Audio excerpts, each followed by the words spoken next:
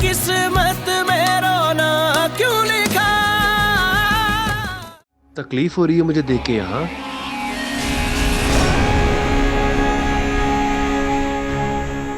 नहीं। कमाल है। मेरा दिल कर रहा है कि तुम्हें गिरबान से पकड़कर इन सलाखों पर दे मारूं। खून खोल रहा है मेरा।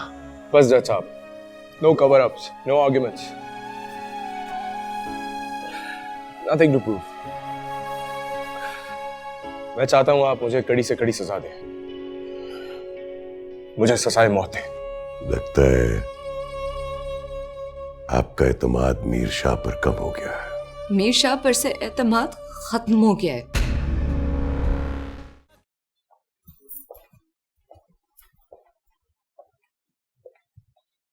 जी मैं बुलाया था आपने?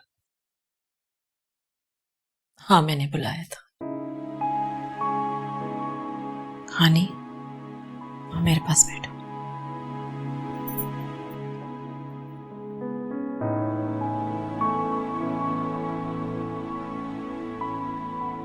तुम मुझसे नाराज हो ना खानी? नहीं माँ जी। क्यों नाराज नहीं हो? होना चाहिए तुम्हें। एक औलाद अपनी माँ से कैसे नाराज हो सकती है? आपको पता है, जब एक बच्चे से उसकी माँ नाराज होती है ना, तो बच्चा इंतजार करता है कि उसकी माँ उसको गले से कब लगाएगी। मैं बहुत बुरी हूँ हानी। तुम्हें बेटी बनाकर कभी भी तुम्हारे साथ बेटी वाला सलूक नहीं किया। अकल पे पत्थर पड़ गए थे मेरे। पापा जी सही कहते थे कि मैं सिर्फ माँ बन के सोच रही हूँ, दुनिया वालों के लिए नहीं सोच रही, अपने बच्चों के लिए नहीं सोच रही। तुम्हारा कोई कसूर नहीं है खानी। कसूर तो उन जानवरों का है जिन्होंने तुम्हारे साथ ये सलूक किया। मेरी खाने का कोई कसूर नहीं है। मैं पागल हो गई थी, यही सोचती रहती थी हर वक्त कि दुनिया वाले क्या कहेंगे, इसीलिए गलत फैसले करती चली गई।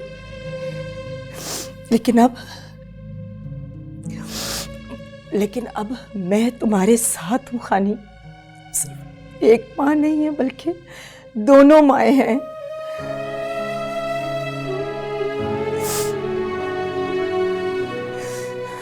और हमने जो शौहरों के लिए मिसाल कायम की है ना,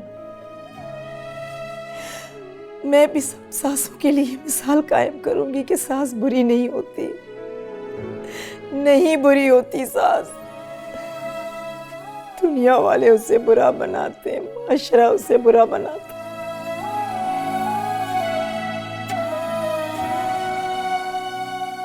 अल्लाह से हमेशा एक ही दुआ करती थी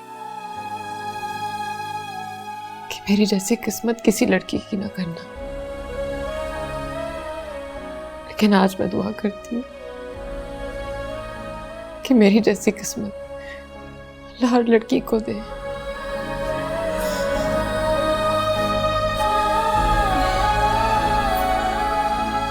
मेरी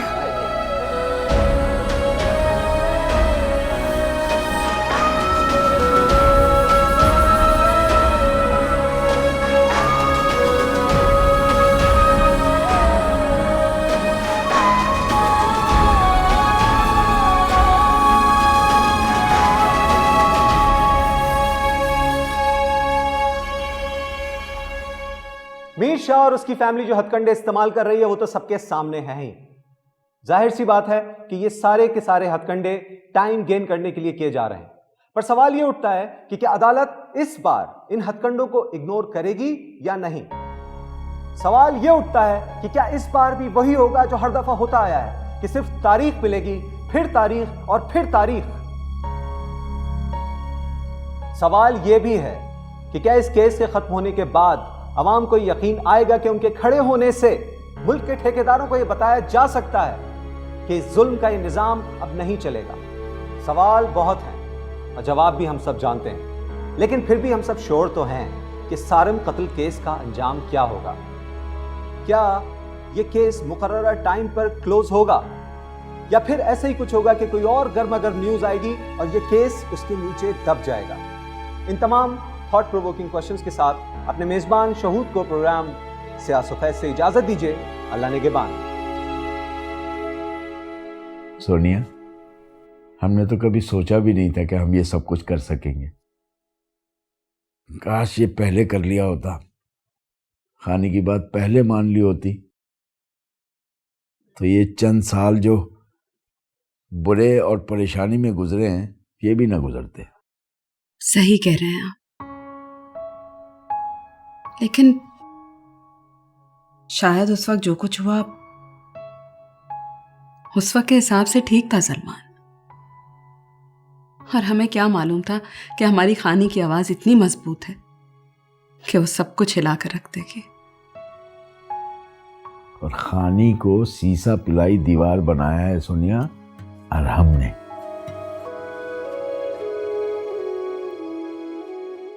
वाकई सलमान, अगर कोई और मर्द होता ना तो खानी पर इल्जाम लगाकर उसे छोड़कर चला जाता, पर अरहम आम मर्द की तरह नहीं है। अरे उसने तो मिसाल कायम कर दी है मर्दों के लिए। वैसे देखा जाए तो जो कुछ भी हो रहा है ना बिल्कुल ठीक हो रहा है, वरना हमारे यहाँ तो हमेशा ऐसा ही होता आया है ना कि औरत को ही रुस्वा किया जाता है, चाहे उसका कसूर हो भी ना, लेकिन कसूरवार वो ही होती है। ठीक कह रही हो सोनिया, ये जो सोच है ना हमारे माशरे की, ये बदलना होगी, वरना बेकसूर हमेशा कसूरवार बना रहेगा और कसूरवार खुशी की जिंदगी गुजारेगा। सलमान, मैं तो सिर्फ इतना चाहती हूँ कि मेरे सारिम को इंसाफ मिल जाए, और जो अब तक होता आया है ना वो ना हो। मीरशाह कितने ओछे हथकंडे इस्तेमाल कर रहा है और ये बात सब जानते हैं, लेकिन फिर भी कार्रवाई हो रही। कानून में मौजूद गुंजाइश का फायदा उठा रहा है वो, लेकिन सोनिया इस दफा उसकी रस्सी बहुत जोर से खींची गई है। मुझे नहीं लगता कि हमें इंसाफ नहीं मिलेगा, इंसाफ तो मिलेगा इंशाल्लाह। आमीन। बड़ी मुश्किल से काम हुआ शाह जी, बड़ी मुश्किल से बनी है मेडिकल रिपोर्ट कि आपको दिल का दौरा पड़ा था। इस वक्त पूरा मुल्क एक एजेंडा लेके चल रहा है आपके खिलाफ जाने का। अपनी बकवास बंद करो तुम। ये बताओ कि कोई एक्सटेंशन मिलने का चांस है, कोई जज तब्दील होने का चांस है, कोई उनकी तरफ का वकील बदलने का चांस है कि नहीं है? सच बताऊं, कोई चांस नहीं है। मेरी राय है कि आप भी मुंह से कोई ऐसी बात मत निकालें, अगली तारीख मिलेगी। तो तुम किस मर्ज की दवा हो? सारी जिंदगी मेरी रोटियां तोड़ते रहे हो और अब हौसला शाह जी, आपकी रोटियों पर पला हूं, लेकिन आपका गन छुपाने के लिए और इन रोटियों का हक हलाल किया है आपके लिए झूठ बोल बोल के। अच्छा भाई, अच्छा कुछ सोचो, कोई शिक निकालो, कोई हल तलाश करो इसका। मार्केट में तुम्हारा इतना बड़ा नाम है, कुछ तो सोचो, कुछ तो हल करो इसका। ठीक है, मैं कोशिश करता हूं।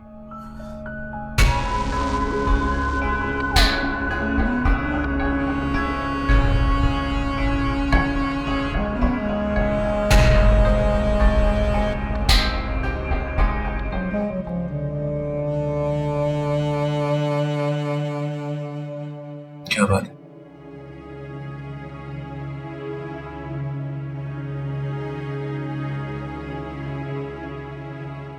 आज ऐसे क्यों गिरा रही है? क्योंकि आज से पहले मैंने तुम्हें कभी हाथ से खाना ही नहीं खिलाया। कैसी माँ हूं ना मैं। मीर शाह की बीवी होने के गुरूर में हर काम नौकरों से करवाया। मैं ये कैसे सोच सकती थी कि अपने हाथ से खिलाने की खुशी तुम्हें नौकर थोड़ी दे सकते। मुझे पता है आलू की भुजिया तुम्हारी फेवरेट है, इसलिए आज तुम मुझे मना नहीं करोगे।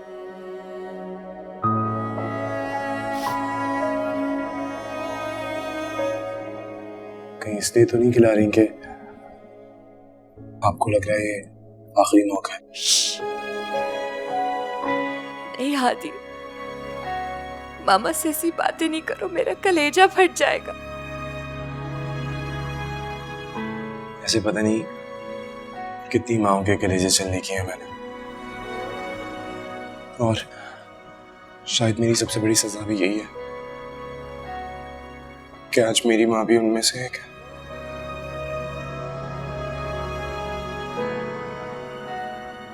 Sorry mama, I am sorry आपके लिए इतनी तकलीफ का बायस बना।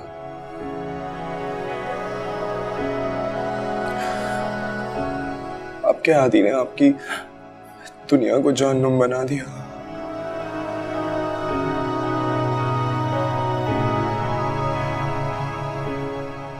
तुम ऐसा क्यों कह रहे हो? ऐसा क्यों कर रहे हो हादी?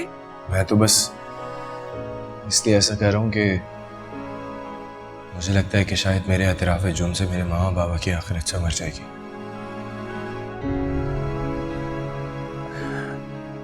मामा बाबा को भी बोलिएगा कि बस करिए झूठ बोलना। मुझे बचाने की कोशिश में कितना झूठ, फरेब, धोखा मान ले, उन पे भी अल्लाह रहम फरमाएगा। मामा प्लीज बाबा को बोलिएगा ये मौका गंवाए नहीं। मैं आपकी गोद में सर रख लूं। मेरी जान,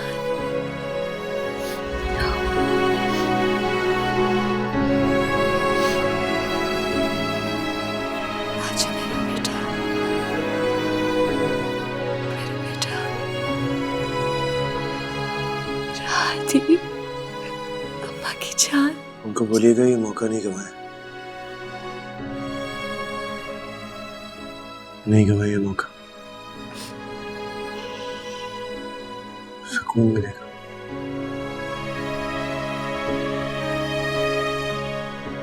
चलें जी, टाइम हो गया। आपको दिख नहीं रहा है मेरा हादी सो रहा है?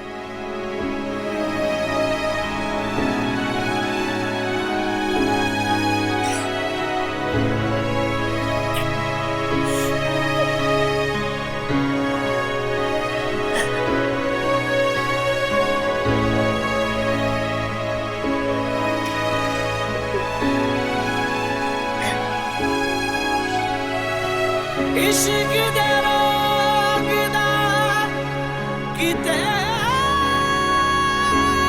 ना दारू अते इश्क दे रोग रवल्ले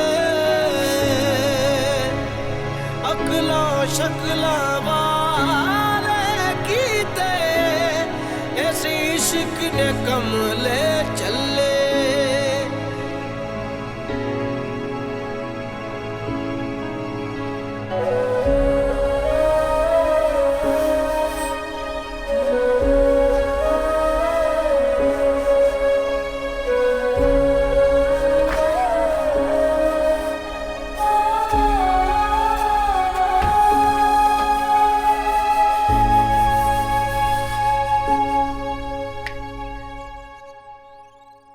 यहाँ अकेले खड़े क्या हो रहा है?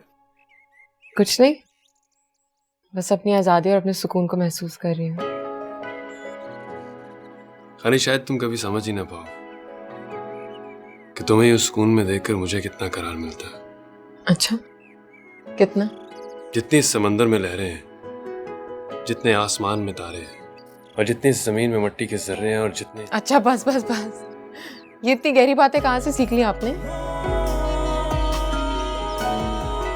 तुम्हारी इन आंखों की गहराइयों ने मुझे सब सिखा दिया खाली। पापा जी आपकी दवाइयाँ। जिउंदी रह पुत्र।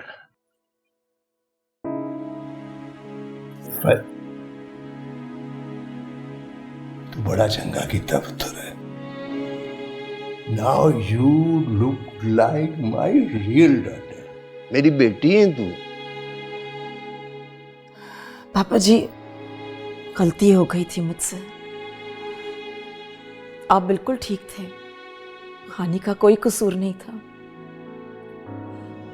एक औरत होकर मैं एक औरत का दुख समझ ही नहीं पाई पापा जी। कितनी अजीब बात है पापा जी कि एक औरत ही एक औरत को दुख देती है, तंग करती है। बस पुत्र है, ये इन्नी जी गल हर सस नूं समझ आ जाए ते दुनिया दे विच सस ते नूं दा रिश्ता मां बेटी दा रिश्ता बन सकदा। मां बेटी। सर अब करे कि रायमा को भी मेरी जैसी ही सास मिले। ले हुण अपनियां तारीफां आपे ही करन लग पई है।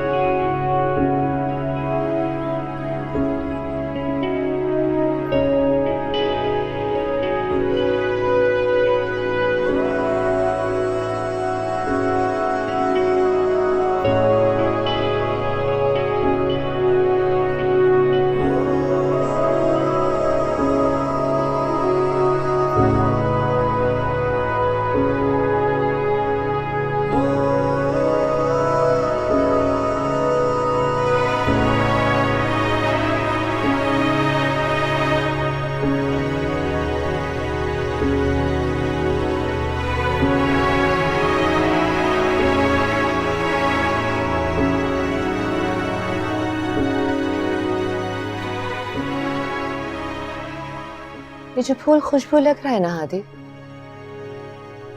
इसमें कभी कभार कांटे छुपे होते हैं जो जरूर छुप जाते हैं। Come on, Mom. बचपना छोड़ दो हादी। बचपना छोड़ चुका हूं मैं, बड़ा हो गया, तभी तो मोहब्बत की है मैंने। शादी करना चाहता हूं। किसी और से कर लो, ये प्यार तुम्हें बहुत महंगा पड़ेगा।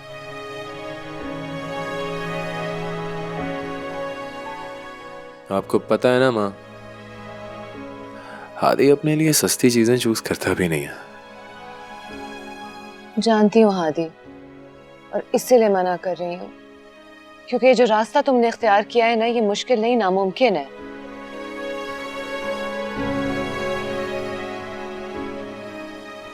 और नामुमकिन जैसा लफ्ज मेरी जिंदगी में तो नहीं है एटलीस्ट। ओवर कॉन्फिडेंस नहीं, प्यार। इश्क दे रोग ना किते ना दारू, अते इश्क दे रोग रे बल्ले, अकला शकला वाले कीते, ऐसी इश्क ने कमले चले, रुसवायां ते खारियां बाजो, कुछ नहीं इश्क दे पल्ले, ओ बर्बाद होए कर सारे, जेड़े इश्क ने मल्ले। कैसा ये मर्ज है इश्क इश्क, कैसा ये दर्द है इश्क इश्क, मेरा दुश्मन मेरा इश्क इश्क,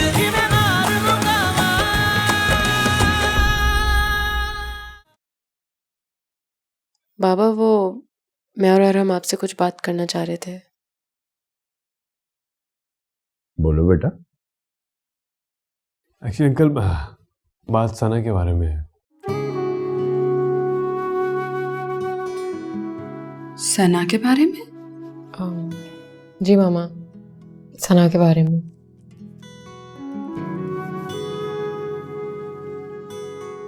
ऐसी कोई परेशानी वाली बात नहीं है अंकल।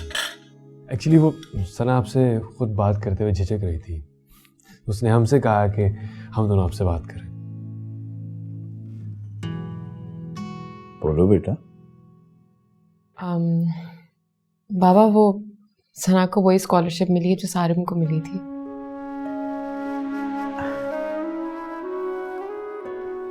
तो अंकल ये कि सना जाना चाहती है, लेकिन क्या? सना इधर देखो।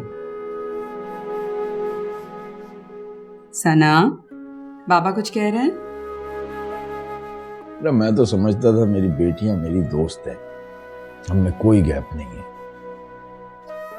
लेकिन बाबा से ये डर कैसा? तुम ये बात मुझसे खुद भी कह सकती थी। कह सकती थी बाबा, और आप लोगों का डर भी नहीं था। बस इस बात से घबराहट हो रही थी कि ये वही स्कॉलरशिप है जिस पे सारिम भाई बाहर जा रहे थे, और आप लोगों को ये सुन के कहीं दुख ना हो। बेटा, दुख तो इस बात का होता कि ना बेटा जा सका और ना बेटी। बाबा, सारिम नहीं जा सका, अल्लाह को मंजूर नहीं था, लेकिन तुम्हें भेजना अल्लाह का इशारा है मेरे घर हर खुशी वापस आने का। उसके यहाँ देर है अंधेर नहीं बेटा। मैं बहुत खुश हूँ बेटा। मेरी बेटियां मेरे बेटे से कम नहीं है। खुशी खुशी जाओ और खुश रहो मेरा बेटा।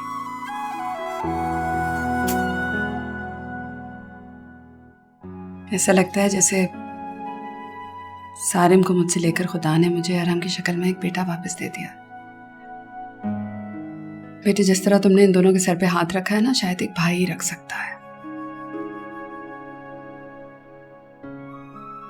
तुम्हारे आते ही हमारी जिंदगी में फिर से खुशियां लौट आई हैं।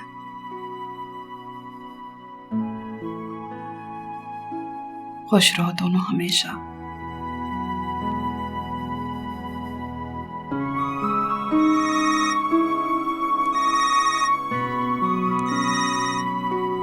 हेलो, वालेकुम अस्सलाम।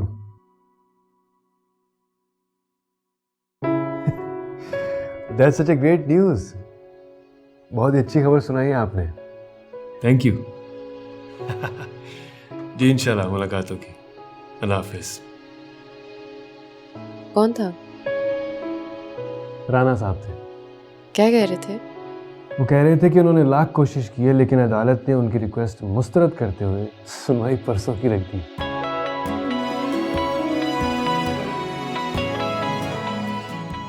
अमीर शाह हो या ना हो, सुनवाई परसों ही होगी।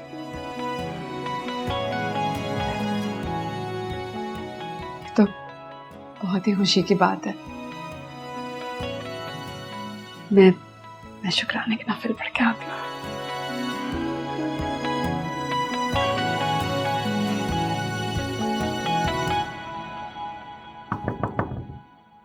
यस।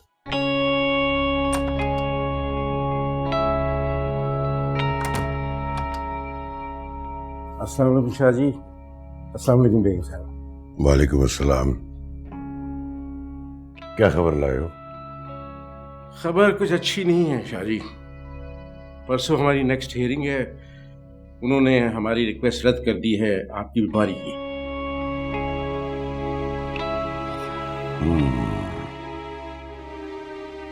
ठीक है, ठीक है। मेरा मशवरा है कि आप कोर्ट मत जाएं। अगर आप जाएंगे तो लोगों को पूरा यकीन हो जाएगा कि आपकी बीमारी एक ड्रामा है। यहां खड़े मेरा मुंह क्या देख रहे हो? जाओ जाके कुछ करो। सामने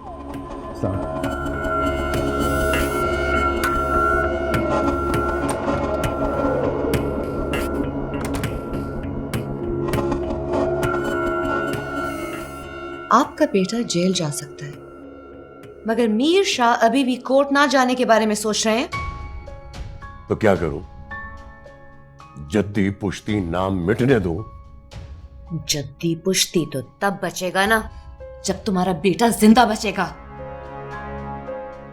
वाह मीर शाह वाह, बेटा चला जाए पर सीट ना जाए, नाम ना जाए।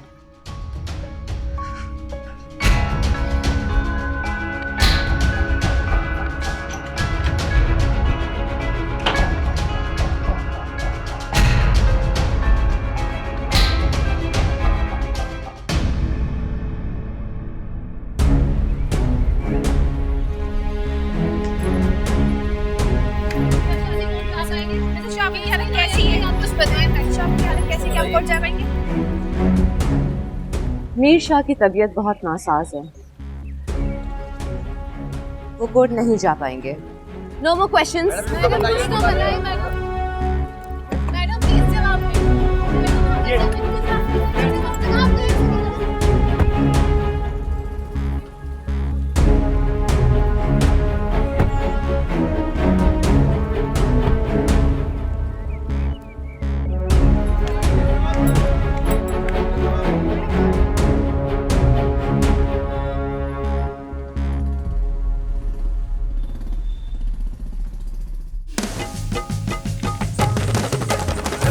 इश्क दे रोग ना किते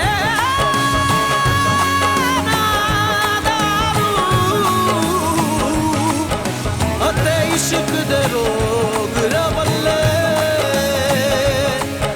अकला शकला वाले कीते ऐसी इश्क ने कमले चले रुसवाया ते खारियां बाजा कुछ नहीं इश्क दे पल्ले ओ बर्बाद होए कर सारे जेड़े इश्क ने मल्ले कैसा ये मर्ज है इश्क इश्क कैसा ये दर्द है इश्क। आज की कार्रवाई शुरू की जाए। जनाब आली, इस केस की पिछली हेयरिंग में जो कुछ भी हुआ वो अदालत के रिकॉर्ड पर मौजूद है और हेयरिंग की तमाम पॉइंट्स को मद्देनजर रखते हुए मैं ये वाजे करना चाहता हूं कि अब तो न किसी शक की गुंजाइश बाकी है और ना ही किसी सबूत की जरूरत है। जनाब वाला, हमारा दीन कत्ल के बारे में क्या कहता है? एक इंसान का कत्ल पूरी इंसानियत का कत्ल है और मीर हादी ने एक मां से उसका बेटा छीन लिया और एक बहन से उसका बेगुनाह भाई।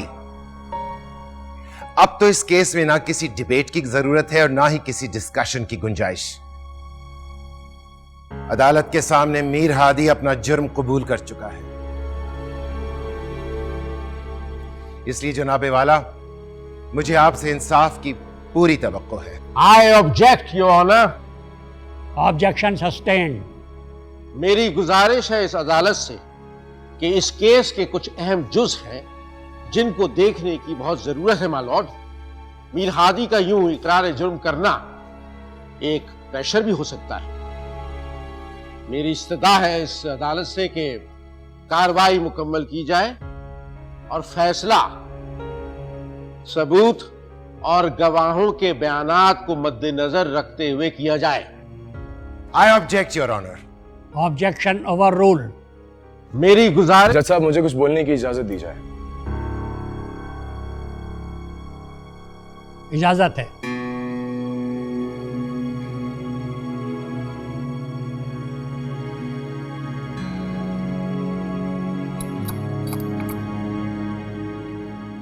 मैं जो कहूंगा सच कहूंगा, सच के सिवा कुछ नहीं कहूंगा।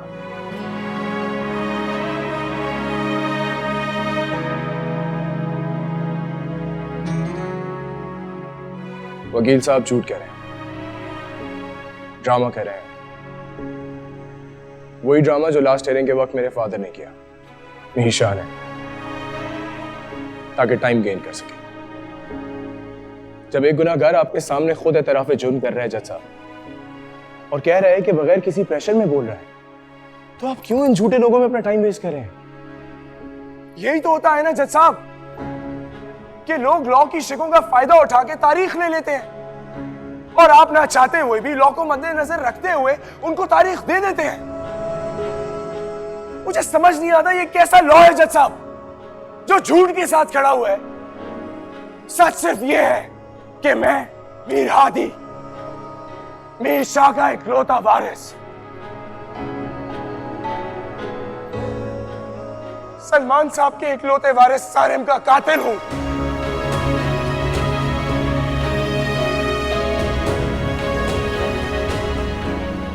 अब क्या बाकी रह गया सुनने और सुनाने को जज साहब? इससे पहले कि यहां ये लोग बैठे हुए सनम खान और उसके घर वालों से बेहुदा सवाल करें, उनको जलील करें। जज साहब, मैं आपसे हाथ जोड़ के गुजारिश करता हूं, मुझे कड़ी से कड़ी सजा दे, मुझे सजाए मौत दे।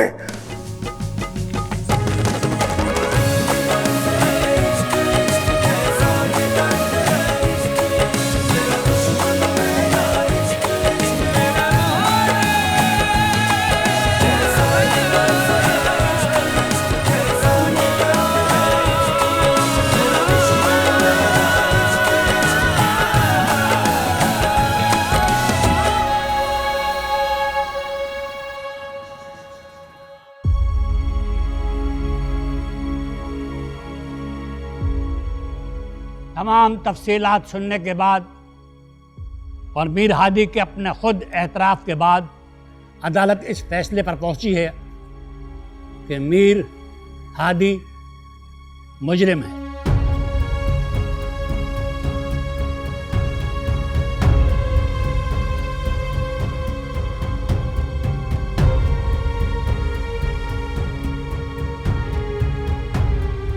मीर हादी ने सारिम खां का कत्ल किसी गलत फहमी की वजह से नहीं, बल्कि अपने ताकत के नशे में चूर होकर किया है, जिसका एतराफ़ मीर हादी खुद कर चुका है। सनम खां का अगवा भी एक बड़ा जुर्म है।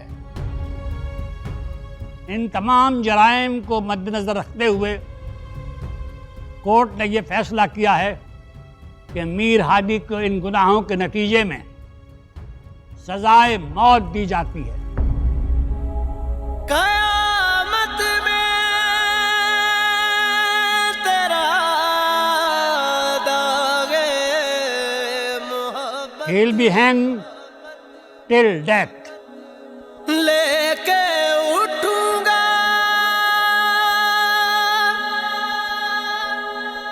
तेरी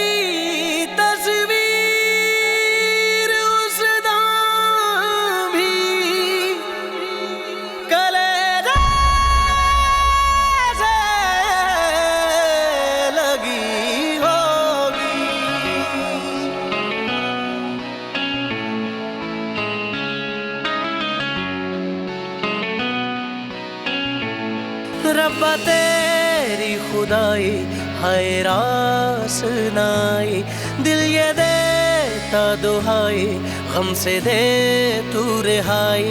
हाल कैसे सुनावा, रोग कैसे निभावा, रब्बा किस्मत में रोना क्यों लिखा। कैसा ये मर्ज है इश्क इश्क, कैसा ये दर्द है इश्क इश्क, मेरा दुश्मन मेरा इश्क इश्क मैं मारूंगा। कैसा ये मर्ज है इश्क इश्क, कैसा ये दर्द है इश्क इश्क, मेरा दुश्मन मेरा इश्क इश्क मैं मारूंगा।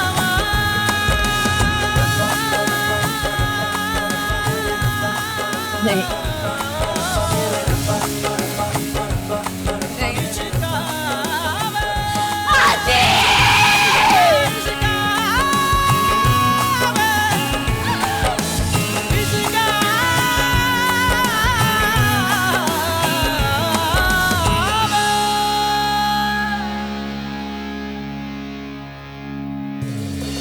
कैसे मोड़ पे ना जाने लाई है ये जिंदगी, रूठा रूठा है नसीबा, रूठी रूठी हर खुशी। देखे थे जो ख्वाब सब टूट गए, वो कह रही है आँखों से शायद मेरी बेबसी। कोई बिछड़ा याद आए, आंसू पिया न जा रहे, रब्बा किस्मत में रोना क्यों लिखा। कैसा ये मर्ज है इश्क इश्क, कैसा ये दर्द है इश्क इश्क, मेरा दुश्मन मेरा इश्क इश्क मैं मारूंगा। कैसा ये मर्ज है इश्क इश्क, कैसा ये दर्द है इश्क इश्क, मेरा दुश्मन मेरा इश्क इश्क मैं मारूंगा।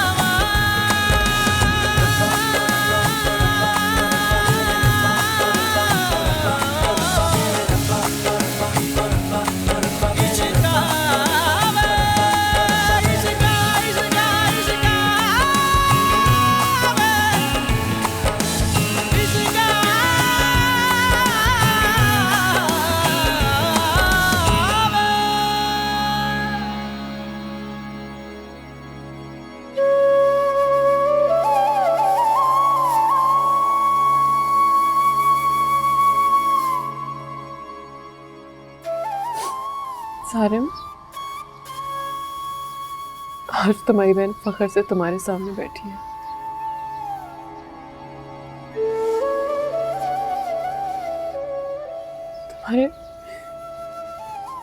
तुम्हारे जाने की बेसुकूनी तो हमेशा रहेगी, लेकिन आज मुझे इतना तो सुकून है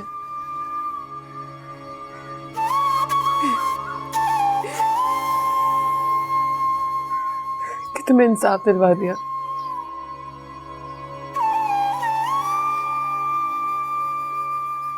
सच और झूठ की जंग में हम जीत गए सारे।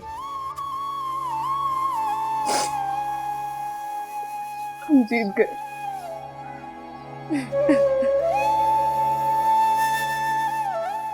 अरे बस कर दो यार ये रोना, इस तरह तो सारिम की रूह को भी तकलीफ पहुंचेगी।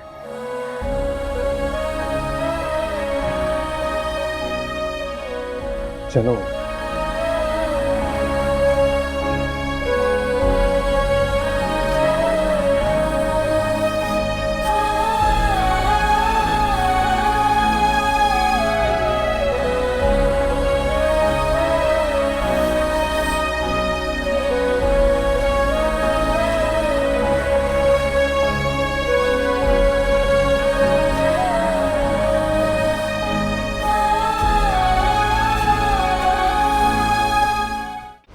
किस्मत में रोना क्यों लिखा